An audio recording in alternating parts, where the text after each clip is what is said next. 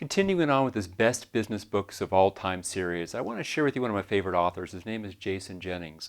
And Jason's written a number of books. It's not the big that eats the slow, it's the fast that kills the slow. I wrote another book recently called The High Speed Company. But by far my favorite book of his, and it's a classic, I read it first probably a decade ago, is the book called Less is More. And Less is More is a book that was written back in 2002. It's still incredibly applicable for today. And as we do this series, again, I'm not going to sit here and do a review of the book about all the key ideas. I'm going to pull out what are the one or two or three big ideas that made the biggest impact for me. And I'll share with you how I and or my clients have used the ideas to scale their company. And so in the book, right at the very beginning was a phenomenal idea. He called it here in chapter 1, the simple big objective. The simple big objective. And he said something here. He says, allow the strategy to become the culture. I'm going to write that down for a moment here because I want that to sink in. Think about that phrase. Allow the strategy to become the culture. And what he's done in this book is he's looked at and he's taken a close look at a dozen different incredibly successful companies. Companies that have grown well beyond the comparison companies in their world. Basically, it was like saying, hey, you could go down path A or path B. Path A was the company that didn't do well, but was poised in a better position than company B that went down a different route, that had an amazing return over a decade period of time across more than one key leader in that company. So it wasn't just a fluke, it was something they sustained for over a decade. And when you think about this here, this idea about strategy, this single big idea, that if we followed this big idea, if we deployed our resources of time, talent, money, best attention, opportunity to go after using the strategy, what would make the biggest difference? And his comment was, if we can make that best strategy a part of our culture, the key part is when we have something as a cultural element, it's things that happen automatically. Culture aligns behaviors of people. It aligns their perspective. It's that hidden web, that invisible hand that shapes behaviors within your company. And if we can make the strategy part of the culture, it changes everything. And I read that and I was floored. And I thought to myself, how does this apply to my company, Maui Mastermind? I thought, out of all the things we could do, if we just basically followed our own coaching program, imagine what would happen then if we just quarter by quarter followed the structured pathway we do with clients. And it was based off of this, I came up with a term, and it's been part of our company now for the last 5-6 years. We call it, we eat our own cooking. We're a product of our own, of our own program. We eat our own cooking. And so how does this show up for us? For example, every quarter we debrief the prior quarter, plan out our coming one-page plan of action for the coming quarter. We do a company plan of action, and for each of our core pillars, operations, coaching, sales marketing, technology, each of those company pillars has a one-page plan of action that feeds up or connects back to the overarching objectives for the company. Our core leaders in our company have Maui coaches. We pay for our own coaching staff to coach our own key leaders, just like we would tell a client to do. Every week we do our Big Rock report. Basically what that means is everyone in our company will fill out a one-page report that says, hey, here were the 1, 2, or 3 most important big rocks that I had for the prior week. Here's how I did in accomplishing them. Here are my victories. Here are the challenges I'm dealing with and the other key updates. And for the coming week ahead, here are the 1, 2, or most important things that I could do that would progress the company. Just like we would coach a client, we do those same things ourselves. We make sure that, I'll give an example. Last week, I was talking with one of our key account managers, Maggie Fox, and Maggie came to me and she said on a conference call, we were talking, she said, David, I've been here for, a number of months. I had a question for you. In my past company, if the person that was my boss or the owner of the company came to me in corporate America and said, hey, I have an email for you. Hey, I have an audio message I want you to listen to. It was drop everything and do that. Is that how you want me to handle it? Because sometimes I'm on important phone calls with clients, playing my account manager role, doing things that are high value, and I get a message, sometimes it's from you.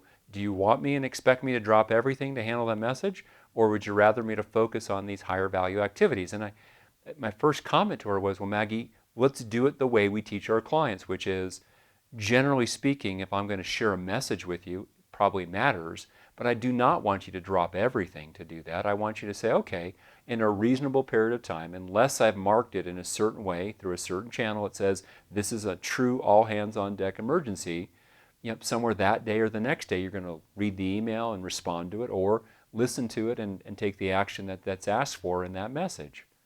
And we have our own internal mechanism for how we go ahead and make something escalated. Simple. Sometimes it's marking in the subject line a 1 in the subject line. One of the ways that we do that is so somebody knows that this truly is an incredibly urgent and important item. Or other times it might be just a simple text. Hey, I sent you a 1 email.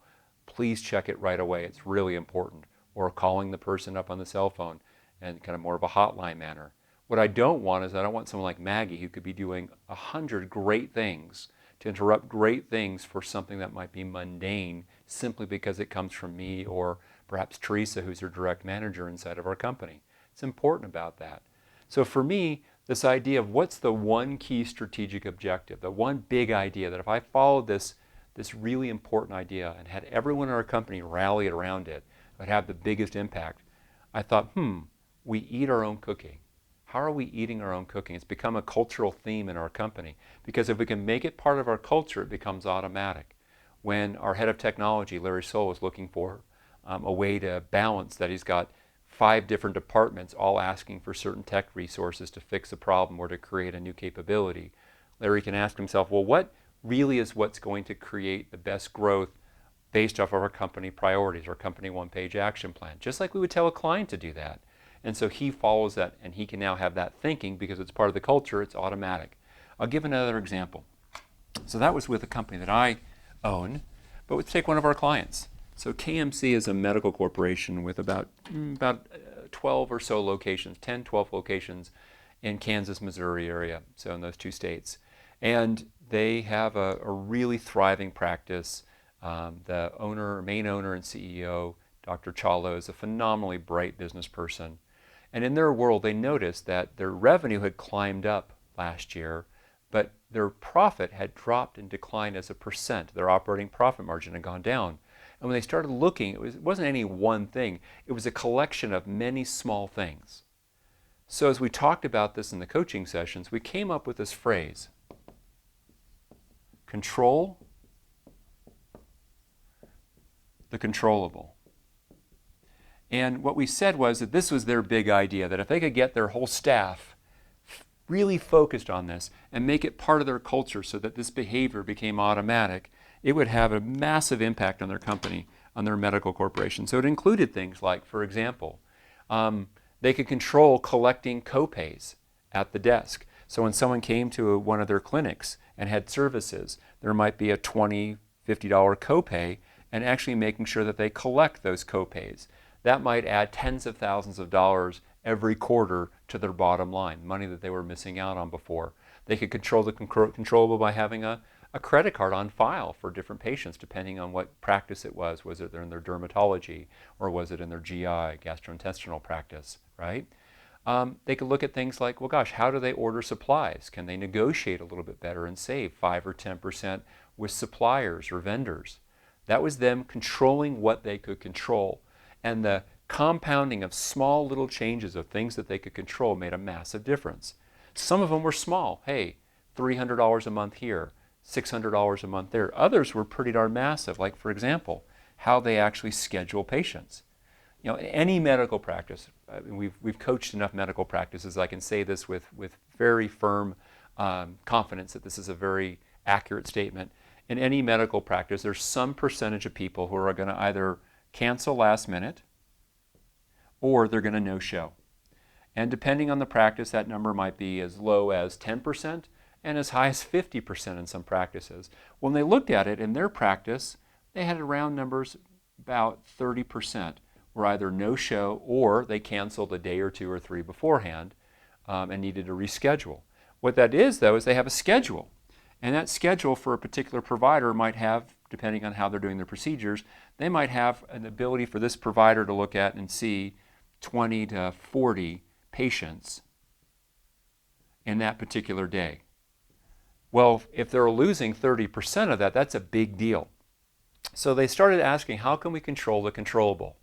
And they started looking at how were they doing their reminders for patients to make sure they remembered to show. How are they doing the actual backfilling when someone canceled far enough in advance, a day or two or three? They have a waiting list of people for some of their practices that might, for a clinic and a particular provider, they might be 1-2 months out.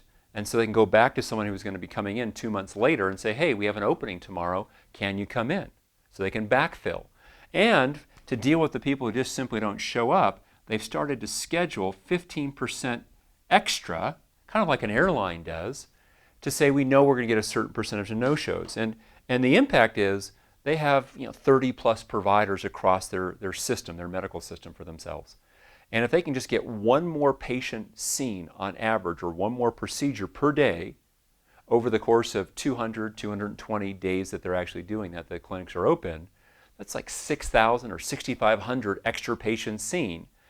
We're talking probably $250,000 or $500,000 of extra profit, gross profit, excuse me, from that part. And so yes, they're going to have the cost of the provider to do that part, but that might add thousands, tens of thousands, or in their case, hundreds of thousands of dollars, because here they're getting 6,000 more patient visits in without any extra fixed overhead, because they already have the infrastructure. Yes, they're going to have the provider cost, but again, they were having these blank spots they're now better utilizing. So this all comes back to, in your company, I want you to think about this idea. I'm going to read it here from how Jason says it in his book. He says, quote, "The big objective was the strategy." He's talking now specifically at these companies that were doing so much better than their comparison company. "And it became the culture. Everything else was tactics on how to achieve it. The big objective was the strategy. Control the controllable. We eat our own cooking." For you, it might be something different than that. Maybe it's a particular marketplace that you're going to focus your best energy on because it has your best margin, biggest opportunity to go after. Maybe for you, it's doubling down on a particular location or on a strategy that says we're going to spread out and do multiple locations a certain way. Maybe for you, it's doubling down on the investment of your staff. I don't know what your big idea is. I don't know what your big objective is. But if you can find a way to make it part of your culture, that means that people in your company are going to be paying attention to doing it automatically. It just becomes part of that invisible hand shaping their behavior. So I really encourage you to get the book Less is More. It was fantastic. Matter of fact, any of his books are really just right on. This was my favorite for it. And again, isn't it interesting? It just takes one idea from a book and everything else is gravy. That one idea might be worth literally millions of dollars for you and for your company. So I hope you get the book. I hope you put the ideas into practice. This is how it impacted me, and this is how I've seen it impact lives of our clients that we work with.